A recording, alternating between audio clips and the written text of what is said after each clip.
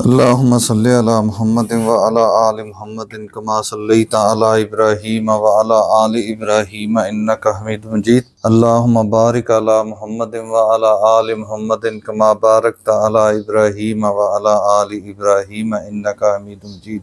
اعوذ باللہ من الشیطان الرجیم، بسم اللہ الرحمن الرحیم۔ وَإِنْ خِفْتُمْ أَلَّا تُقْسِطُوا فِي الْيَتَامَى فَانكِحُوا مَا طَابَ لَكُم مِّنَ النِّسَاءِ مَثْنَىٰ وَثُلَاثَ وَرُبَاعَ فَإِنْ خِفْتُمْ أَلَّا تَعْدِلُوا فَوَاحِدَةً أَوْ مَا مَلَكَتْ أَيْمَانُكُمْ ذَلِكَ أَدْنَىٰ أَلَّا تَعُولُوا وَآتُوا النِّسَاءَ صَدُقَاتِهِنَّ نِحْلَةً فَإِن طِبْنَ لَكُمْ عَن شَيْءٍ مِّنْهُ نَفْسًا فَكُلُوهُ هَنِيئًا مَّرِيئًا وَلَا تُؤْتُوا السُّفَهَاءَ أَمْوَالَكُمُ الَّتِي جَعَلَ اللَّهُ لَكُمْ قِيَامًا وَارْزُقُوهُمْ فِيهَا وَاكْسُوهُمْ وَقُولُوا لَهُمْ قَوْلًا مَّعْرُوفًا۔ اس سے پچھلے سبق میں ہم نے پڑھا تھا وَآتُوا الْيَتَامَىٰ أَمْوَالَهُمْ، اور یتیموں کو ان کا مال ادا کر دو، وَلَا تَتَبَدَّلُوا الْخَبِيثَ بِالطَّيِّبِ، اور گھٹیا مال کو اچھے مال کے ساتھ تبدیل نہ کرو، وَلَا تَأْكُلُوا أَمْوَالَهُمْ إِلَىٰ أَمْوَالِكُمْ، اور نہ ہی ان کے مال کے اندر اپنا مال مکس کر کے کھاؤ۔ ہیلے بہانوں سے یتیم کا مال کھانے سے اللہ نے منع فرمایا۔ ایک یہ کہ اگر مثال کے طور پہ یتیم کے مویشی آپ کے پاس ہیں تو جب آپ اس کو اس کا مال دینے لگو تو یہ نہ کرو کہ جو کمزور اور ناکارہ جانور ہیں وہ گنتی پوری کر کے اس کی گنتی پوری کر دو، دے دو، اور اچھا جو مال ہے، جو اچھے مویشی ہیں وہ اپنے پاس رکھ لو۔ ایسا بھی نہیں ہونا چاہیے، اور یہ بھی نہیں ہونا چاہیے کہ اس کا مال آپ کے پاس پڑا ہوا ہے تو اپنا تھوڑا مال شامل کر کے تو یہ بہانہ بنا لو کہ چلو ہم سب مل کے ہی کھا رہے ہیں تو کھاتے رہتے ہیں۔ ایسا نہیں ہونا چاہیے، ان کے مال کو امانت سمجھ کے رکھو۔ اِنَّهُ كَانَ حُوبًا كَبِيرًا، اور اگر اس طرح سے ان کا مال کھاؤ گے کسی بھی بہانے سے تو یہ بہت بڑا گناہ ہے۔ وَإِنْ خِفْتُمْ، اور اگر خفتم تمہیں ڈر ہو، ان لا تقسطوا، یہ کہ تم انصاف نہیں کر پاؤ گے، فی الیتامى، یتیموں کے متعلق، فانکحوا، پس تم نکاح کرو، ما طاب لکم، جو تمہیں پسند آئیں، من النساء، عورتوں میں سے، مثنی، دو دو، وثلاثا، اور تین تین، ورباع، اور چار چار۔ فإن خفتم، پس اگر تمہیں ڈر ہو، ان لا تعدلوا، یہ کہ تم عدل نہیں کر پاؤ گے، فواحدۃ، تو پھر ایک سے، او یا ما ملکت ایمانکم، اپنی لونڈیوں سے نکاح کرو۔ ذالک ادنیٰ، یہ زیادہ قریب ہے، ان لا تعولوا، یہ کہ تم ایک طرف نہ جھک جاؤ۔ یتیموں کے معاملات بیان ہو رہے ہیں تو اللہ تعالیٰ نے فرمایا کہ اگر آپ کی کفالت میں کوئی یتیم بچی ہے اور وہ بالغ ہو گئی ہے، آپ چاہتے ہیں کہ اس سے نکاح کریں، لیکن دوسری طرف خوف یہ ہے کہ نکاح کرنے کی صورت میں آپ اس کا مال ہڑپ کر جائیں گے، نیت یہ ہے کہ اس کا مال آپ اپنے پاس ہی رکھ لیں، نکاح کریں گے کسی اور کے ساتھ تو اس کا مال اس کے ساتھ چلا جائے گا، آپ کو خوف ہے کہ میں نے کفالت کی ہے، مال کوئی اور کھا جائے گا، اور اس لالچ میں آپ اس سے نکاح کر رہے ہیں، لیکن حقیقت میں آپ اس کے ساتھ عدل نہیں کر پائیں گے، اس بات کا آپ کو خوف ہے، تو پھر آپ اس سے نکاح نہ کریں، اس کا نکاح کسی اور سے کریں، تاکہ اس کے مال کے اندر جو خیانت کا عنصر ہے وہ غائب ہو جائے۔ تو پھر آپ کیا کرو، اس کے علاوہ دوسری عورتوں سے نکاح کرو، دو دو، تین تین، اور میکسیمم چار چار۔ مومنوں، اللہ نے دو سے شروع کیا ہے۔ فَإِنْ خِفْتُمْ أَنْ لَا تَعْدِلُوا، اور اگر تم ڈرتے ہو کہ دو تین چار کرو گے تو ان میں عدل نہیں کر پاؤ گے، تو پھر ایک سے ہی ٹھیک ہے۔ عدل سے کیا مراد ہے؟ مثلاً ایک شخص کی دو شادیاں تو اس کے اوپر کیا لازم ہے کہ وہ عدل کرے؟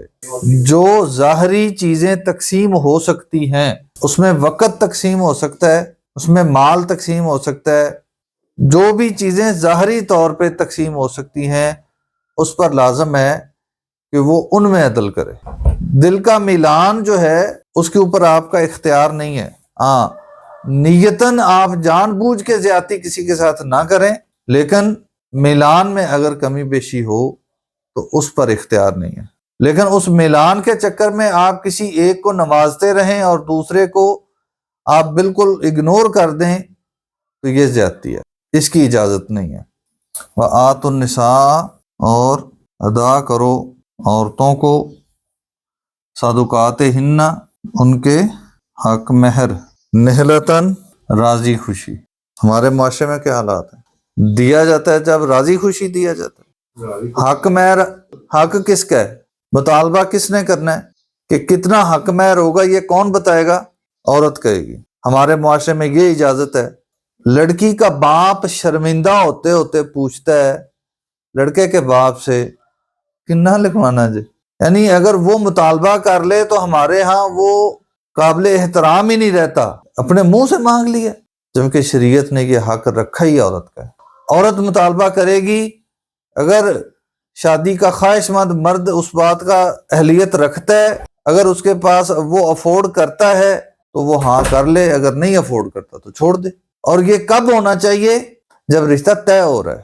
یہ وہ موقع نہیں ہے جب بارات آپ کے دروازے پہ بیٹھی ہو، 200 بندہ آپ کے گھر میں بیٹھا ہو، تو پھر آپ یہ جنگ شروع کر لو کہ اچھا جی اتنا دینا ہے تو ٹھیک ہے، نہیں تو پھر ہم جا رہے ہیں۔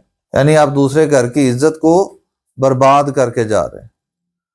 تو اس وقت جو باپ ہے وہ مرتا کیا نہ کرتا، اس اصول کے تحت کیا کرے گا؟ وہ مطالبہ کر پائے گا؟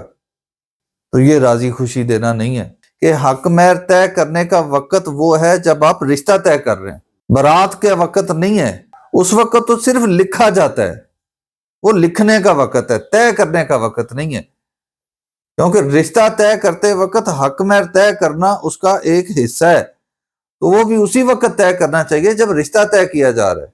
فَإِن طِبْنَ لَكُمْ پس اگر وہ تمہیں تحفہ دے دیں، اپنی خوشی سے کچھ چھوڑ دیں، عن شیء منہ اس میں سے کچھ، یہ بھی ذہن میں رکھیں، وہ سارا نہیں، اس میں سے کچھ اگر وہ تمہیں دے دیں، نفسن خود ہی، یہ پھر بڑا اہم لفظ ہے، وہ خود اپنی مرضی سے چھوڑ دیں۔ یہ نہ ہو آپ پہلی رات کمرے میں جائیں تو اپنی جھولی پھیلا کے فقیر بن کے اس کے سامنے بیٹھ جائیں، آپ کی ساری مردانگی وہاں پہ ڈھیر ہو جائے کہ معاف کر دو۔ اب مجھے بتائیں جو خاتون اپنا گھر بار چھوڑ کے آپ کے گھر آئی بیٹھی ہے، جب آپ اس کے سامنے جھولی پھیلا کے بیٹھ جائیں گے تو وہ کیا کر سکتی ہے؟ اس کے پاس کوئی چارہ ہے اس بات سے ایگری ہونے کے علاوہ؟ اگر وہ کہے گی کہ نہیں میں چھوڑتی تو کیا ہوگا؟ وہ کہے گا ٹھیک ہے تم نکلو یہاں سے۔ اور ایسا نہیں ہے کہ یہ کوئی خیالی باتیں ہیں، ایسے واقعات ہیں، واقعتاً ہیں۔ پہلے دن ہی بیٹی والدین کے گھر جاتی ہے، واپس ہی نہیں آتی۔ ایسے رویے ہمارے معاشرے میں موجود ہیں، ایسے جاہل لوگ ہمارے اندر موجود ہیں۔ اگر وہ خود اس میں سے کچھ دے دے، سارے کا سارا نہیں ہے، فَكُلُوهُ هَنِيًّا مَرِيًّا بس اسے کھاؤ راضی خوشی۔ وَلَا تُؤْتُوا اور نہ ادا کرو یا سپرد کرو، السفہاء نادان بچوں کے، اموالکم اپنا مال، التی وہ جو، جعل اللہ لکم قیاما اللہ تعالیٰ نے جس کا تمہیں نگران بنایا ہے۔ مثلا کوئی یتیم آپ کے پاس آپ کے ذمے ہے اور اس کا مال ہے، اس کے مال کی کفالت، یتیم کی کفالت آپ کر رہے ہیں، تو کیا کرو اس کا مال نادانی کی عمر میں اس کے سپرد نہ کرو، وہ ابھی تک مال سنبھالنے کی حیثیت میں نہیں ہے تو اس کو اس کے حوالے نہ کرو۔ جعل اللہ لکم اللہ تعالیٰ نے تمہارے لیے بنایا، قیاماً گزران کا ذریعہ۔ کیسے؟ یہ اجازت ہے نا کہ جب یتیم کا مال تم سنبھال رہے ہو، یتیم کی کفالت کر رہے ہو، تو اس میں سے آپ بقدرے ضرورت استعمال کر سکتے ہو، ہڑپ کرنے کی نیت سے نہیں، بقدرے ضرورت اس میں سے آپ بھی استعمال کر سکتے ہو۔